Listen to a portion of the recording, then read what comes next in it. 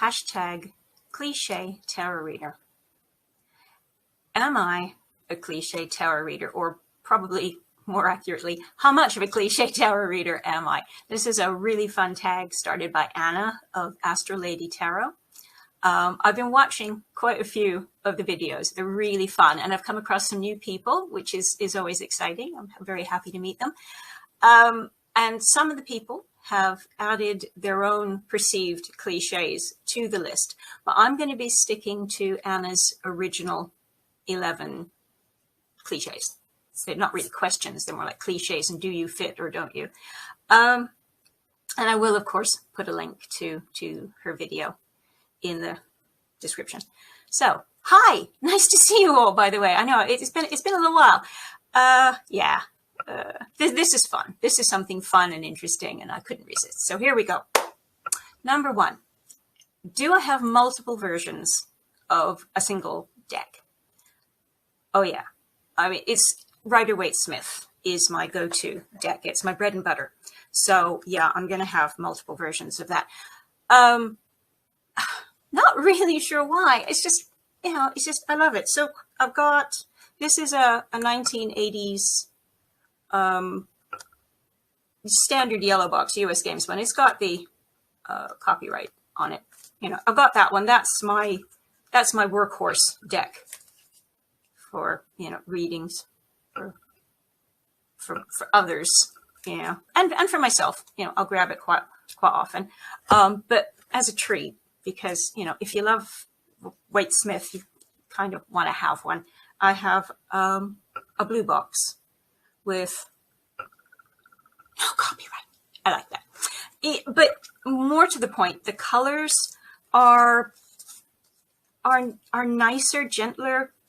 The yellows are a bit more buttery. That probably doesn't show up terribly well on there, but they are. You know, the cardstock is just lovely, just really, really lovely. So I got one of those because I have a pocket size that I keep in this little bag because why not? I have a Pam's Vintage, you know, which is, you know, it is the same deck. It's just been vintaged up. And I just love that. It's just a fun one. This goes in my handbag with me when I go out. That in itself is probably a cliche and one worth adding. Do you have a tarot deck? Do you go out with a tarot deck in your bag, handbag, backpack, whatever? So, but, oh, and I'll come back to the other one. I've got a winter weight, which, as you can see, is literally just a winterized, Christmasified Rider-Waite. And then my favorite at the moment is James Rickleff's RWS 2.0. Oh, there's the death card. There you go. It's the coloration in this and the clarity of the images. The line work is so clean and crisp.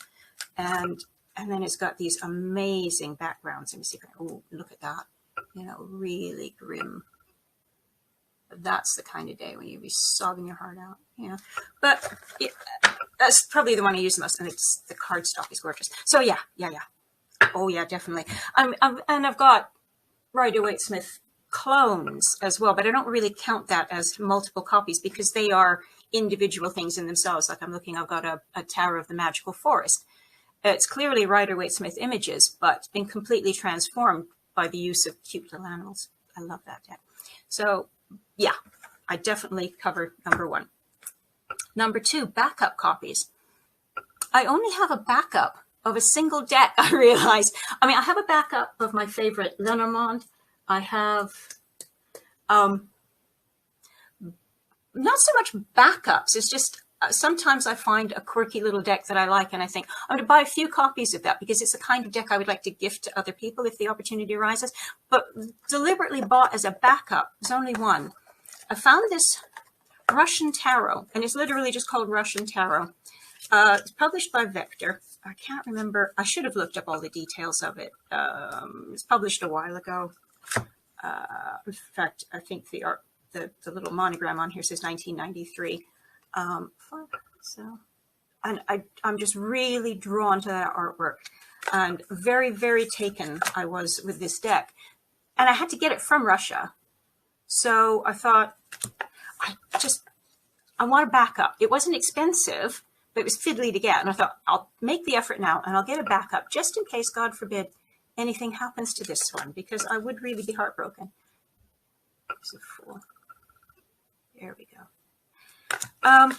So I did. I went online and I couldn't find another copy by Vector, but I found this one. Can't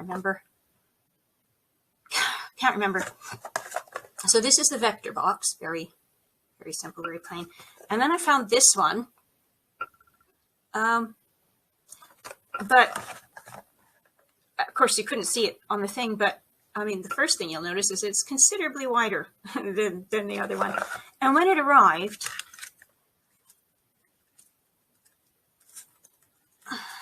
I just realized I've been showing you the wrong deck. I've been showing you the second one. Here's the first one. Now let me see if I can just find, well, I mean, it doesn't really matter which card it is. You'll get the idea from the image. This is the original deck with, you know, pretty hefty top and bottom borders, pretty substantial side borders. And then this is the second deck I got with ridiculously wide borders. You know, if I hold the two up together, so I try not to shake and try not to wobble about too much. It's like, now not only does it have ridiculous top and bottom borders, it has ridiculous side borders as well. I did consider trimming it, but, and I might, if it got to the stage where I needed to use this deck because something drastic and terrible happened to this one, I would probably trim those borders, because that's just what. Anyway, long story there, which didn't need to be. So anyway, so yeah, that's the only backup deck I have. I have done it, so I fit the bill. That's another one ticked off the list. A couple I can go through pretty quickly. Tarot tattoo? No tattoos. Meh, there you go. Do I drink tea? I drink tea, but I prefer coffee. Coffee is my drink. You know, okay, yes, I live in England, so, you know, tea is ubiquitous. But German mother, grew up in North America. I'm a coffee drinker. Yeah, and I don't sort of like go out of my way to drink herbal teas or things like that. I enjoy them. I enjoy them when I get them, but 9 times out of 10, 99 times out of 100, I'll want a cup of coffee. Crystals.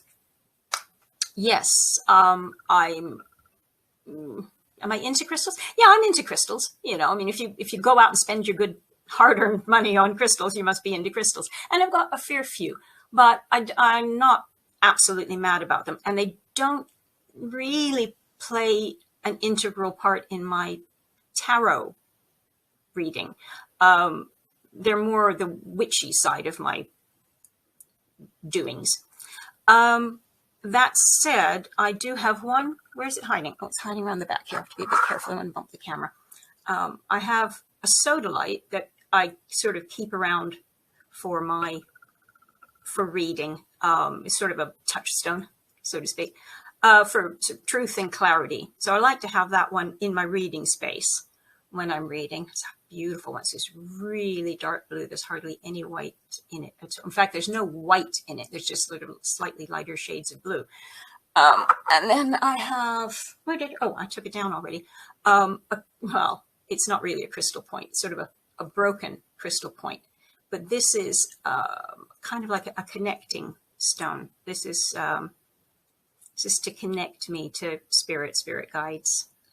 But again, I don't use it all the time. It's always here. It's always in my space. But yeah, that's its purpose. But the rest of them are just, you know, because I like to have them, or I use them for spell work or, you know, things like that. The other thing, though, that does happen occasionally is I will put a crystal in with a deck if I think they suit each other somehow. So I've got a smoky quartz palm stone that lives with the Pam's Vintage in its little bag. Some decks have stones, some decks don't. It's just, you know, the luck of the draw. It just depends. Sometimes I'll get a bee in my bonnet to find a stone for a particular deck. So yeah, crystals, books. Yeah. I mean, I've got lots of books. That said, I don't buy many tarot books anymore. Yeah, I'm looking up there because I have shelves above my desk, and there's a load of books up there. There's another few over on this shelf over here. Most of them bought quite a while ago, with the exception being, funny enough, you can see it on that little table behind me there. There you go. There it is. Follow the finger. That is a recent purchase. That is Robert Price's, what is it called? Tarot History, Symbolism, and Divination. That's what I'm reading at the moment. And that's the kind of thing I'm more interested in, not so much the how-to, although I've got quite a few books of that ilk that I refer to, or haven't even finished reading yet. Yeah, that's the other problem. Yeah, if I had all the time in the world, never had to sleep or do anything else, then yeah, I'd be chowing through these books, but I just don't get the opportunity a lot of the time to read. But yeah, of course, I've got tarot books, tarot art books and all sorts of, of course.